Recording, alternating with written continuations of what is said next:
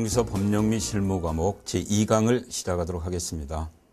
제2강은 여러분 교과서 8페이지에 있는 용어의 정의에 대해서 살펴보도록 합니다.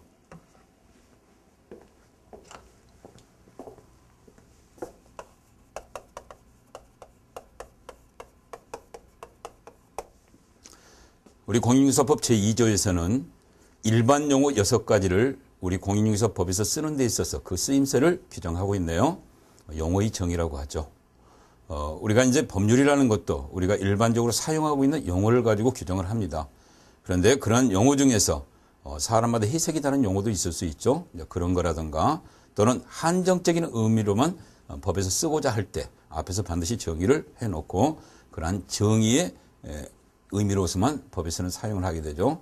우리 공인중개사법에서도 6가지 용어에 대한 정의를 하고 있는데 이 내용은 상당히 중요한 내용입니다. 시험에 거의 한 문제 이상은 출제되는 그런 부분을 인식을 하고 들여다보도록 합니다. 우선 첫 번째가요.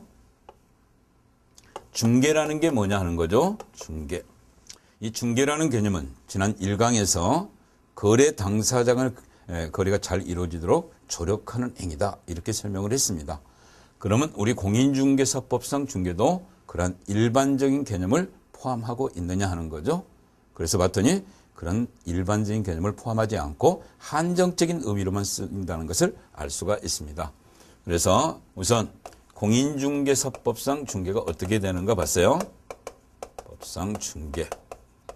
봤더니 3가지 요건을 충족했을 때만 공인중개사법에서는 중개라고 하죠. 첫 번째는 우리 법 3조에서 규정하고 있는 법정 중개 대상물이 있습니다. 이러한 법정 중개 대상물을 취급했을 때만 공인중개사법에서는 중개라고 하죠.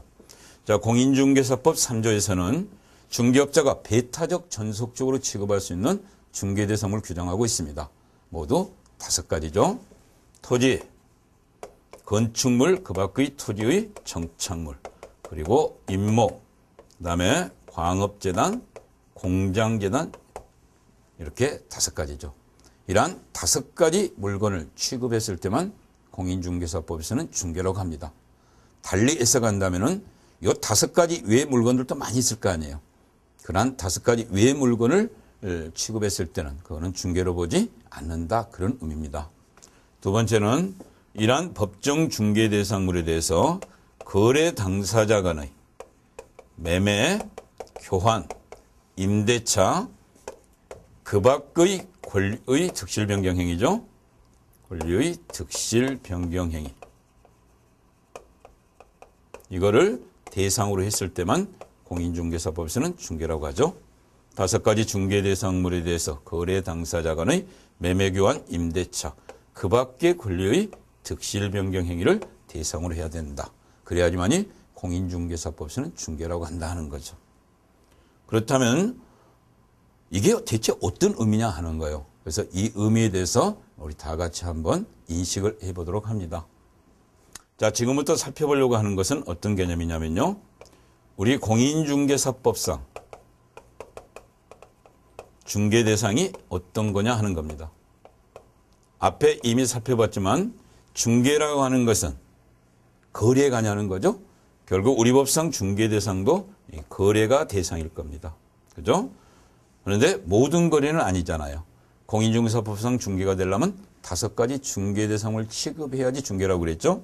그래서 중개 대상물 거래가 중개 대상이다. 이렇게 정리를 할 수가 있죠.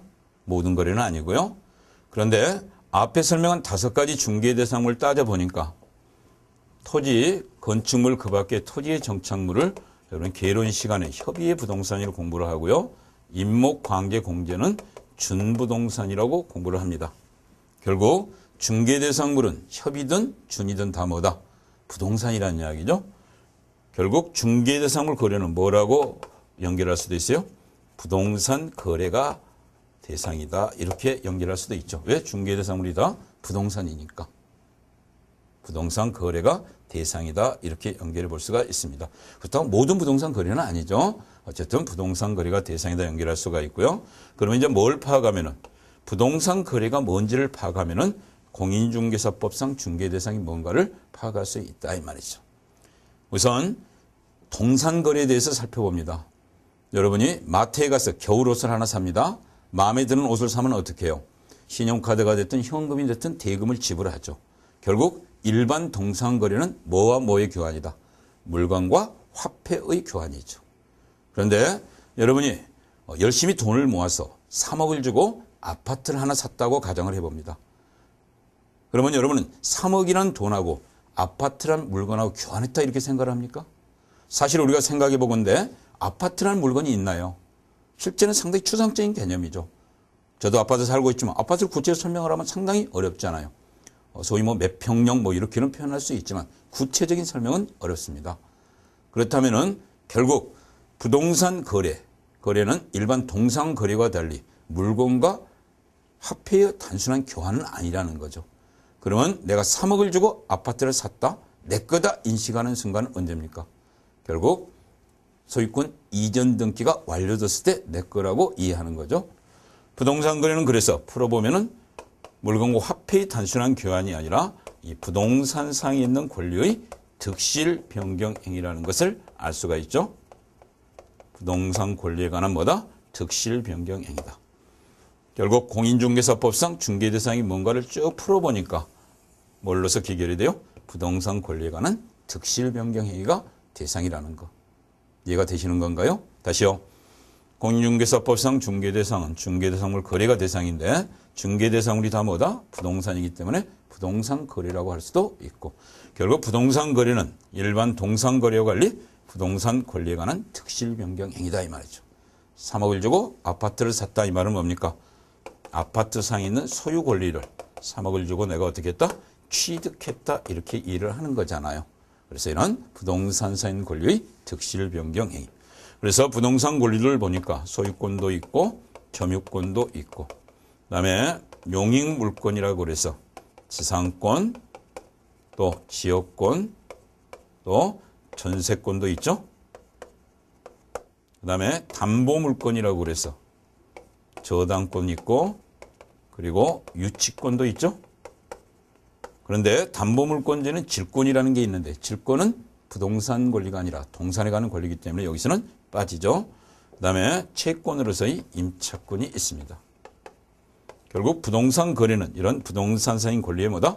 득실 변경이 취득이니 또 뭐가 있어요? 이전이니 또는 변경이니 또는 설정이니 이런 것들을 말하죠. 이게 뭐예요? 부동산 거래라는 거죠. 이런 게 이제 구체적인 계약으로 나타나면은 매매계약 또는 교환계약 또는 임대차계약, 설정계약 이렇게 나타나는 겁니다. 그럼 정리해봅니다. 공인중개사법상 중개대상은 뭐다? 부동산 권리에 관한 득실 변경 행위다. 인식할 수 있죠? 그래서 중개대상이 되는 부동산 권리를 봤더니 앞에 내일된 이런 권리들을 뭐라고 그래요? 소유권, 점유권, 용익물권, 담보물권을 물권이라고 그러죠. 부동산을 직접 지배하는 권리라고 해서 물권이라고 그럽니다. 그다음에 임차권은 청구할 수 있는 권리라고 해서 채권이라고 그러죠. 정리합니다. 공인중개사법상 중개대상이 뭐냐 풀어봤더니 부동산상에 있는 권리의 득실 변경 행위. 그래서 중개대상이 되는 부동산 권리를 보니까 뭐도 있고 물권도 있고 채권도 있더라. 첫 번째 인식해야 될 내용이죠.